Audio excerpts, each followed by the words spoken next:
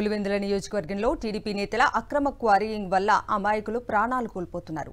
పులివెందులకు చెందిన ఒక hitech TDP నేత వేముల మండలంలో అక్రమంగా బయోటిస్ క్వారీని నిర్వహిస్తున్నాడు. ఆ క్వారీ కోసం తీసిన బావిలో ఒక వ్యక్తి మృతి చెందడం వివాదాస్పదంగా మారింది. వెంటనే ఆ క్వారీని నిర్వహిస్తున్న టీడీపీ నేత తనపై కేసు లేకుండా చేసుకునేందుకు విశ్వ ప్రయత్నాలు చేస్తున్నట్లు సమాచారం.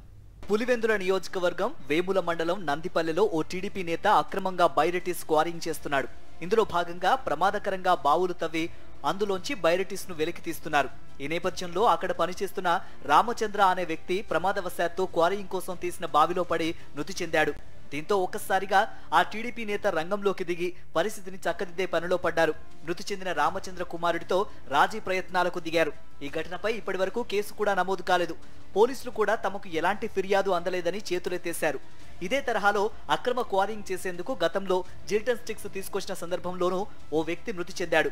పాత కక్షల నేపథ్యంలో క్వారింగ్ కోసం తీసుకొచ్చిన జిల్టన్ స్టిక్స్ పెట్టి తన ప్రత్యర్థిని కడతీర్చిన వైనం అప్పట్లో తీవ్ర వివాదాస్పదమైంది. తాజాగా క్వారీలో ప్రమాదవశాత్తు రామచంద్ర మృతి చెందడం, కేసు లేకుండా ప్రయత్నాలు చేయడంపై పలు అనుమానాలు వ్యక్తమవుతున్నాయి.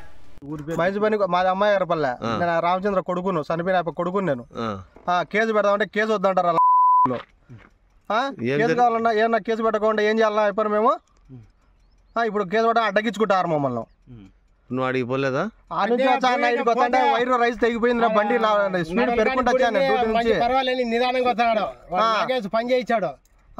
ఎట్టన్నా ఏం చేయాలి అంటే ఇంకా మంచి చచ్చిపోయినా కూడా చెప్పారన్నా నేను అంటే అంత సేఫ్టీ లేకుండా చేస్తారా వీళ్ళు? ఏమన్నా ఏం పని చేయబినారు? ముగ్గురాల పనినా?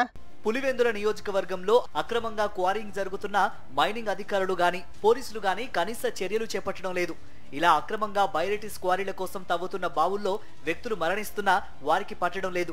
బ్లాస్టింగ్ కోసం అక్రమంగా తెచ్చిన జిల్టన్ స్టిక్స్ ను ఉపయోగించి పాత కక్షలతో వ్యక్తులను హతమారుస్తున్నా పోలీసులు చర్యలు చేపట్టడం లేదు. టీడీపీకి చెందిన హైటెక్ నేత క్వారీ కావడంతో అధికారులంతా నోరు తెరవడం లేదు.